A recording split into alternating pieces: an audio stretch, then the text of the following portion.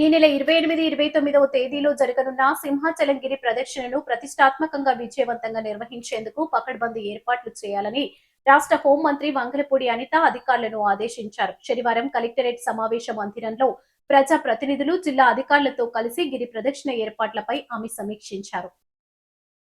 అందరికీ నమస్కారం.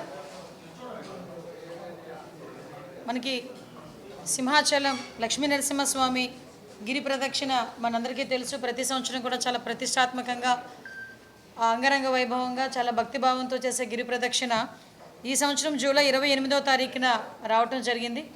దానికి సంబంధించి ఇప్పటికే ప్రిపరేటరీ మీటింగ్స్ గౌరవ కలెక్టర్ గారు, అదేవిధంగా సిపి గారు ఆధ్వర్యంలో, జీవీఎంసీ కమిషనర్ గారి ఆధ్వర్యంలో, అదేవిధంగా ప్రజాప్రతినిధుల ఆధ్వర్యంలో 2-3 మీటింగ్లు కూడా చేయడం జరిగింది. అదేవిధంగా ఎండోమెంట్ డిపార్ట్మెంట్ వాళ్ళతో కలిసి ఈరోజు కూడా లోకల్ ప్రజాప్రతినిధులు, అదేవిధంగా అఫీషియల్స్ అందరం కలిసి ఈరోజు ఇక్కడ ఏర్పాట్ల గురించి, అదేవిధంగా భక్తులకు ఎటువంటి ఇబ్బంది కలగకుండా చూడటం ఒక ఎత్తు అయితే, ఆ 2 రోజులు కూడా ట్రాఫిక్ ఇబ్బందులు కలగకుండా చూసుకోవాల్సిన బాధ్యత కూడా ఈరోజు మా డిపార్ట్మెంట్ మీద, అడ్మినిస్ట్రేషన్ అందరి మీద ఉంది. కాబట్టి దీని మీద ప్రత్యేకంగా దృష్టి పెట్టడం జరిగింది. అయితే ఈరోజు మీ అందరికీ తెలుసు, లాస్ట్ ఇయర్ చూసుకుంటే గిరి ప్రదక్షిణకి దగ్గర 5 లక్షల మందికి పైగా భక్తులు గిరి ప్రదక్షిణ చేయడం జరిగింది. సుమారుగా 32 కిలోమీటర్లు. ఎంత భక్తిభావంతో చేస్తారంటే, మధ్యాహ్నం మొదలైన గిరి ప్రదక్షిణ నెక్స్ట్ డే మార్నింగ్ వరకు కూడా జరుగుతూనే ఉంటుంది. నిజంగా ఆ టైంలో 32 కిలోమీటర్లు కూడా జనసందోహంతో ఎక్కడిదక్కడ ప్రజలు కూడా నడుస్తూ భక్తిభావంతో ముందుకెళ్ళి ఆ నరసింహస్వామిని తలుచుకుంటూ ముందుకెళ్లే పరిస్థితి కూడా మనందరికీ కూడా తెలుసు.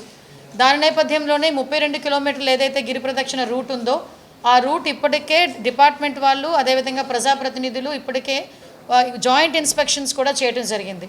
జాయింట్ ఇన్స్పెక్షన్స్ చేయడమే కాకుండా కొన్ని చోట్ల ఏదైనా ఇబ్బందులు ఉంటే కనుక డిపార్ట్మెంటల్ కోఆర్డినేషన్తో ఎక్కడ కూడా భక్తులు నడిచేటప్పుడు ఎటువంటి ఇబ్బంది కలగకుండా చూసుకోవాల్సిన బాధ్యత కూడా తీసుకున్నారు.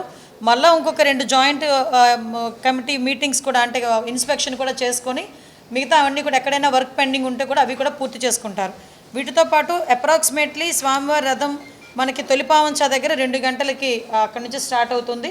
సో అక్కడ నుంచి స్టార్ట్ అయ్యే గిరి ప్రదక్షిణ నెక్స్ట్ డే మార్నింగ్ కూడా అప్ టు 9, 9:30, 10 వరకు కూడా సాగుతూనే ఉంటుంది. అయితే అక్కడ మనకి తొలిపావంచ దగ్గర చాలామంది కొబ్బరికాయలు కొట్టే పరిస్థితి కూడా అక్కడ ఉంటుంది. కాబట్టి దగ్గర 50 క్యూ లైన్స్తో 120 ఐరన్ స్టాండ్స్తో కలిపి అక్కడ క్యూ లైన్స్ కూడా ఏర్పాటు చేయడం జరిగింది. భక్తులు ఎవరు కూడా ఎటువంటి ఇబ్బందులు పడకుండా అక్కడికి వచ్చి వాళ్ళు మొక్కులు తీర్చుకొని మళ్ళీ స్టార్ట్ అయ్యే పరిస్థితి కూడా కనిపిస్తూ ఉంది. అదేవిధంగా మనకి కమాండ్ కంట్రోల్ రూమ్స్ కూడా ఓవరాల్గా చెప్పాలంటే 28 స్టాల్స్ ఏర్పాటు చేయడం జరిగిందండి. 32 కిలోమీటర్లు మొత్తం అంతా కూడా అదంతా నడిచే దారి అంతా, వాటిలో 28 స్టాల్స్, హెల్పింగ్ సెంటర్స్ కూడా ఏర్పాటు చేయడం జరిగింది.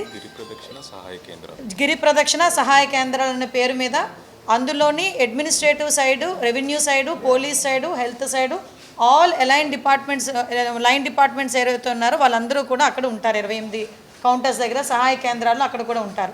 వాళ్ళతో పాటు 7 కంట్రోల్ రూమ్స్ ఏర్పాటు చేయడం జరిగింది. ఈ 7 కంట్రోల్ రూమ్స్ దగ్గర కూడా పబ్లిక్ అడ్రసింగ్ సిస్టమ్ దగ్గర నుంచి వాటర్ ఫెసిలిటీస్ అన్నీ, అంటే 32 కిలోమీటర్ల పరిధిలోని కూడా వాటర్ ఫెసిలిటీస్ కల్పిస్తూనే 7 కంట్రోల్ రూమ్స్ దగ్గర కూడా సపరేట్గా water facility, public addressing system, medical camp అన్నీ కూడా రన్ అవుతాయి.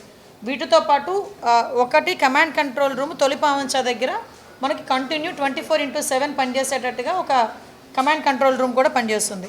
వీటితో పాటు 115 వాటర్ పాయింట్స్ని ఐడెంటిఫై చేసి 115 వాటర్ పాయింట్స్ని కూడా పెడుతున్నాం. మీకు తెలుసు, యోగాంధ్ర టైంలో బబుల్స్ని ఎలాగైతే పెట్టామో అదేవిధంగా ఇక్కడ 115 పాయింట్స్లో వాటర్ బబుల్స్ని కూడా ఏర్పాటు చేయడమే కాదు, సపరేట్గా మళ్ళీ వాటర్ ప్యాకెట్స్ కానీ వాటర్ బాటిల్స్ కానీ అవైలబిలిటీ ఉంటుంది.